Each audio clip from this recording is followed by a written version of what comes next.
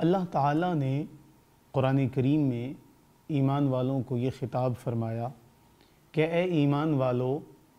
نماز اور صبر سے مدد حاصل کرو۔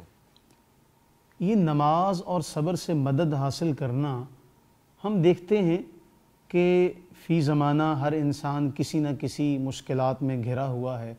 اسے بہت سارے چیلنجز کا سامنا کرنا پڑتا ہے، اور ان چیلنجز سے نمٹنے کے لیے اگر اسے ایک جائے پناہ جو اسے چاہیے وہ نماز کی صورت میں اللہ رب العزت نے اسے عطا فرما دی ہے۔ اور اللہ سے کمیونیکیشن کا ایک ایسا بہترین ذریعہ ہے کہ ہم اس کی گہرائی تک اگر چلے جائیں تو ہمیں پتہ چل جائے کہ اتنا عظیم تحفہ کہ نبی صلی اللہ علیہ وآلہ وبارک وسلم یہ ارشاد فرماتے ہیں، صحیح بخاری کے ایک حدیث کا مفہوم ہے، جب انسان سورہ فاتحہ پڑھتا ہے نماز کے اندر تو اللہ رب العزت نے یہ ارشاد فرمایا کہ یہ سورہ فاتحہ میرے اور میرے بندے کے درمیان آدھی آدھی میں نے تقسیم کر دی ہے۔ جب وہ پہلی آیت سے آغاز کرتا ہے اور وہ کہتا ہے الحمدللہ رب العالمین، تو اللہ تعالیٰ فوراً یہ جواب ارشاد فرماتے ہیں۔ یہ معراج کا وہ عظیم سلسلہ ہے کہ اللہ تعالیٰ نے ہر ایمان والے کے ساتھ یہ سلسلہ، یہ رابطہ قائم رکھا کہ جب وہ کہتا ہے الحمدللہ رب العالمین تو اللہ تعالیٰ فوراً اسے یہ جواب ارشاد فرماتے ہیں کہ میرے بندے نے میری تعریف بیان کی۔ اور جب وہ آگے چلتا ہے اور آگے کہتا ہے الرحمن الرحیم تو اللہ تعالیٰ فرماتے ہیں میرے بندے نے میری رحمت کا ذکر کیا، میری توصیف بیان کی۔ اور پھر جب وہ آگے کہتا ہے مالک یوم الدین تو اللہ تعالیٰ یہ ارشاد فرماتے ہیں میرے بندے نے میری بزرگی کا تذکرہ کیا۔ اب یہ بات سے بات چل رہی ہے، کنورسیشن ہو رہی ہے، اور ایسی کہ آپ بات کرتے ہیں اور اللہ تعالیٰ جواب ارشاد فرماتے ہیں، آپ اگلی بات کرتے ہیں اللہ تعالیٰ اس کا جواب ارشاد فرماتے ہیں۔ پھر آگے ہم چلتے ہیں اور بندہ کہتا ہے ایاک نعبد و ایاک نستعین، کہ اے اللہ ہم تیری ہی عبادت کرتے ہیں اور تجھی سے مدد چاہتے ہیں، تو اللہ تعالیٰ یہ فرماتے ہیں یہ آیت آدھی تمہاری ہے اور آدھی میری ہے، عبادت تم نے کرنی ہے اور مدد تمہاری میں کروں گا۔ انسان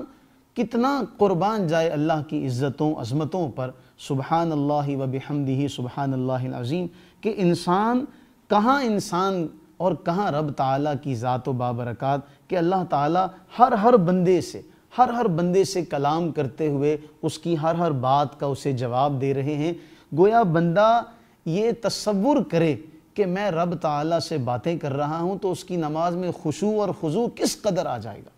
اور پھر جب وہ اس سے آگے کہتا ہے اہدنا الصراط المستقیم، کہ اے اللہ مجھے سیدھے راستے پر چلا، تو اللہ تعالیٰ یہ فرماتے ہیں اب سارا معاملہ مکمل ہو گیا، اب جو تو مانگے گا میں تجھے عطا کروں گا۔ بندہ پھر کہتا ہے صراط الذین انعمت علیہم، اے اللہ ان کے راستے پر چلا جن پر تو نے انعام کیا، اور غیر المغضوب علیہم ولا الضالین، اور ان کے راستے سے بچا لے جن پر تیرا غضب ہوا، جو گمراہ ہوئے ان کے راستے سے بچا لے۔ انسان سارا دن بھاگ دوڑ میں لگا رہتا ہے کہ مجھے کچھ مل جائے، اور اس کی سعی جو ہوتی ہے بعض اوقات لا حاصل ہوتی ہے، اسے کچھ بھی نہیں ملتا، لیکن نماز میں اللہ تعالیٰ اسے فوراً جواب عطا فرماتے ہیں، بلکہ یہ کہا جائے کہ فوراً سے بھی بیشتر اسے جواب مل جاتا ہے۔ اور آخر میں کمال درجے کی اللہ کی رحمت ہے،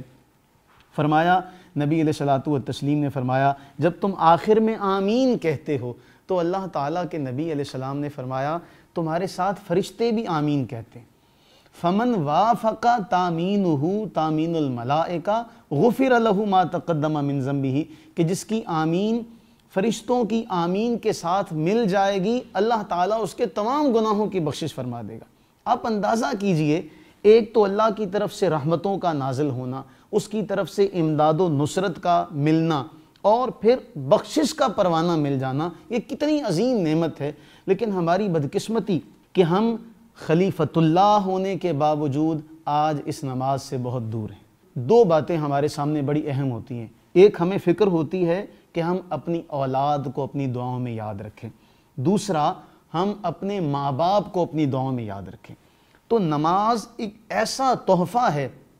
دیکھیں نماز کے آغاز میں آپ نے اللہ کی بڑائی بیان کی، آخر میں آپ نے جب دعا مانگی تو آپ نے اللہ سے کیا دعا مانگی؟ رب اجعلنی مقیم الصلاۃ ومن ذریتی ربنا وتقبل دعا۔ آپ اپنی اولاد کے لیے دعا مانگ رہے ہیں کہ یا اللہ میری اولاد کو نماز قائم کرنے والا بنا دے، میری اولاد کو نیک بنا دے، میری اولاد کو اپنا بنا لے۔ پھر آپ اس کے ساتھ ساتھ اپنے والدین کے لیے دعا مانگ رہے ہیں کہ اے اللہ میرے والدین کی ربنا اغفر لی ولی والدی، اے اللہ میری بخشش فرما دے، میرے والدین کی بخشش فرما دے، اور پھر اس سے بھی بڑھ کر یہ آپ پوری دنیا کے لیے وَلِلْمُؤْمِنِينَ یوم یقوم الحساب کی صورت میں آپ ساری امت مسلمہ کے لیے دعا مانگ رہے ہیں۔ گویا یہ بیک وقت اللہ سے رحمتوں کے حصول کا ذریعہ، اللہ کی طرف سے بخششوں کا ذریعہ،